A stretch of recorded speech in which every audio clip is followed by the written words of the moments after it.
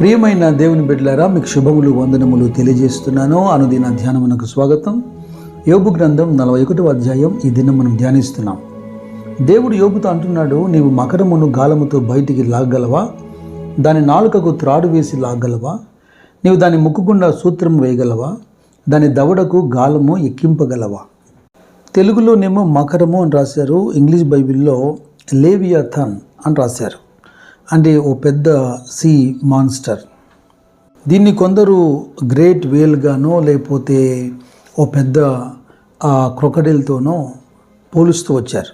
ఏదేమైనా గత అధ్యాయంలో కొన్ని జంతువుల గురించి మాట్లాడినట్టే మకరం గురించి మాట్లాడుతూ యోబును, ఒక యోబే కాదు ఏ మానవుడు కూడా ఈ గొప్ప క్రూరమైన జంతువును హ్యాండిల్ చేయలేడు అని దేవుడు చెబుతున్నాడు.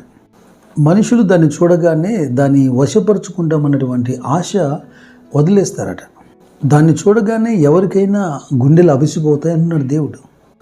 18వ వచనంలో, అది తుమ్మగా వెలుగు ప్రకాశించును, దాని కన్నులు ఉదయకాలపు కనురేపల వలె ఉన్నవి, దాని నోటి నుండి జ్వాలలు బయలుదేరును, అగ్ని కణములు దాని నుండి లేచును. 20వ వచనంలో అంటున్నాడు, ఉడుకుచున్న కాగులో నుండి జమ్ము మంట మీద కాగుచున్న బాణలో నుండి పొగలు లేచినట్లు దాని నాసికా రంధ్రములో నుండి లేచును. అది ఇనుమును గడ్డిపోచగాను ఇత్తడిని పుచ్చిపోయిన కర్రగాను ఎంచును. ఏదేమైనా అనేక విషయాలు ఆ జంతువు యొక్క గొప్పతనాన్ని వివరిస్తూ చివరికి దేవుడు అంటున్నాడు, అది భయము లేనిదిగా సృజింపబడింది, భూమి మీద దాని వంటిది ఏదీ లేదు. అది గొప్ప వాటిని అన్నిటినీ తిరస్కరించును, గర్వించిన జంతువులన్నిటికీ అది రాజు. బైబిల్లో చెప్పబడినటువంటి ఈ విచిత్రమైన భయంకరమైన జంతువుకు సంబంధించి బయట ఎన్నో కాంట్రవర్సీస్ ఉన్నాయి, రకరకాల అభిప్రాయాలు ఉన్నాయి. అప్పుడెప్పుడో గతంలో 1948 ప్రాంతంలో నావికులు కొందరు ఓ భీకరమైన భయంకరమైనటువంటి సముద్రములో జంతువును, సర్పము లాంటి జంతువును చూశారన్నటువంటి ఒక వార్త. ఆ తదుపరి ఈ మధ్య కాలంలో రీసెంట్గా నిద్రలేచిన లేవియాథాన్ అనే పేపర్లోనూ మెయిన్ స్ట్రీమ్ టీవీ ఛానల్లో కూడా మనం చూసాం. గొప్ప విషయం ఏంటంటే టీవీ ఛానల్లో కూడా బైబిల్ ప్రస్తావన తెస్తూ లేదా హిబ్రూ బైబిల్ గురించి మాట్లాడుతూ ఇంకా అనేక మైథాలజీ బుక్స్కు సంబంధించి అంటే పురాణాలకు సంబంధించి అనేక చోట్ల ఈ ప్రస్తావన రాయబడింది అనే మాట మనం విన్నాం. అయితే ప్రస్తుతం అది ఉందో లేదో కాస్త పక్కన పెడితే బైబిల్ ఏమంటుందో చూద్దాం. యెషయా గ్రంథంలోకి రండి, 27వ అధ్యాయం 1వ వాక్యం. ఆ దినమున యెహోవా గట్టిదై గొప్పదై బలమైన తన ఖడ్గము పట్టుకొనును, తీవ్ర సర్పమైన మకరమును వంకర సర్పమైన మకరమును ఆయన దండించును, సముద్రం మీదనున్న మకరమును సంహరించును. కొంత చరిత్ర మనం చూస్తున్నప్పుడు ఈ డైనోసార్స్ కానీ లేదా డ్రాగన్స్ కానీ అక్కడక్కడ అవి జీవించినట్టుగా వాటి ఆధారాలు దొరికాయని మనం ఆ వార్తలు వింటున్నప్పుడు చూస్తున్నప్పుడు దేవుని సృష్టిలో ఇవన్నీ కూడా సృజించబడ్డాయి. కాలక్రమేణా కొన్ని జీవులు అంతరించిపోయాయి. అయితే ఇక్కడ చెప్పబడుతున్నటువంటి ఈ మకరము ఆధ్యాత్మికమైనటువంటి కోణంలో మనం చూస్తే అది సాతానుకు, పాపమునకు, లోకమునకు ప్రతీకగా కనబడుతుంది. దేవునికి, దేవుని జనాంగానికి అది వ్యతిరేకంగా కనబడుతుంది. దేవుని సృష్టిలో భాగమై ఆదికాండం 3వ అధ్యాయంలో కనపడుతున్నటువంటి ఆ ప్రారంభ వచనాల్లో ఈ సర్పము యుక్తిగలదై హవ్వను ఎలాగ మోసగించిందో మనం ఎరిగి ఉన్నాం.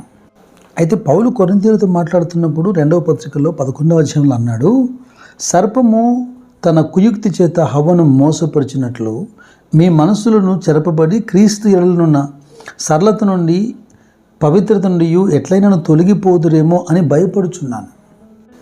ఇది ప్రారంభము నుండి దేవుని ప్రజల్ని మోసగిస్తూనే ఉంది. ఇది పడద్రోయబడినటువంటి సర్పం.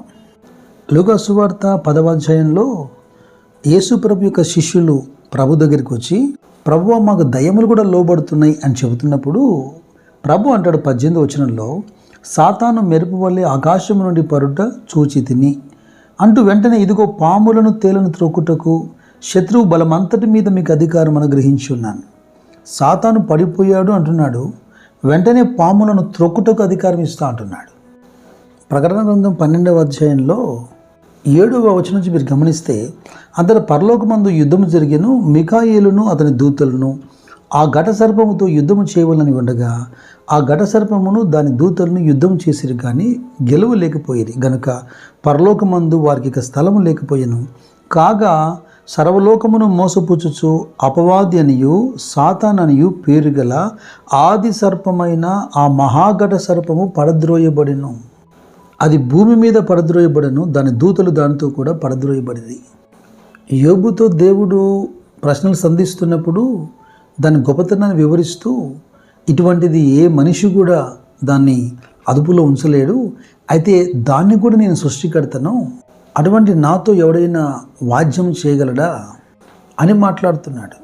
దేవుడు చేసినటువంటి ఉపదేశం అంతా యోబుకు కనువిప్పు కలిగేదానికి, పశ్చాత్తపడేదానికి కారణమైంది. అయితే ఇక ఈ మకరం గురించి మరొక ఉదాహరణ మీకు చూపిస్తాను. యెహెజ్కేలు గ్రంథంలో 29వ అధ్యాయంలో 3వ వచనం చూడండి. ఐగుప్తు రాజైన ఫరో నైలు నదిలో పండుకొని ఉన్న పెద్ద ముసలి, నేను నీకు విరోధిని. నైలు నది నాది, నేనే దాన్ని కలగజేసినని నువ్వు చెప్పుకొనుచున్నావే. ఇంగ్లీష్ బైబిల్లో గ్రేట్ మాన్స్టర్ అని రాశారు. అయితే దేవుడు ఫరోను పోలుస్తున్నాడు. ఏదేమైనా ఫరో కానివ్వండి, అంటే ఇజ్రాయెల్ దేవునికి వ్యతిరేక గనక ఈ మహాఘట సర్పం కానివ్వండి, పరద్రోయబడిన సాతాను కానివ్వండి, దేవుని మీద తిరుగుబాటుతనానికి ఇది ఒక పోలిక. ఇక దీని ముగింపు ఏంటో మనం చూద్దాం. ప్రకటన గ్రంథం 20వ అధ్యాయంలో మొదటి 10 వచనాలు.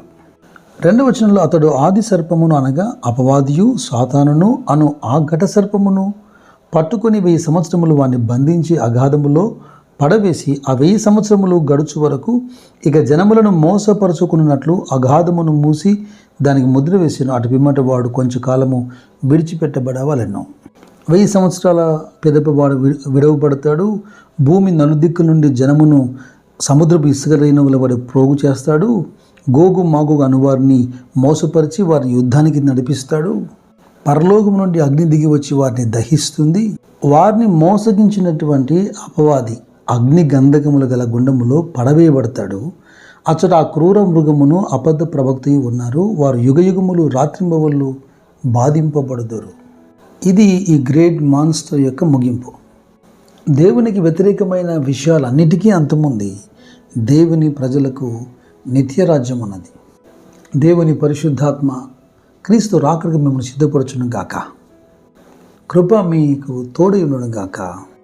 God bless you.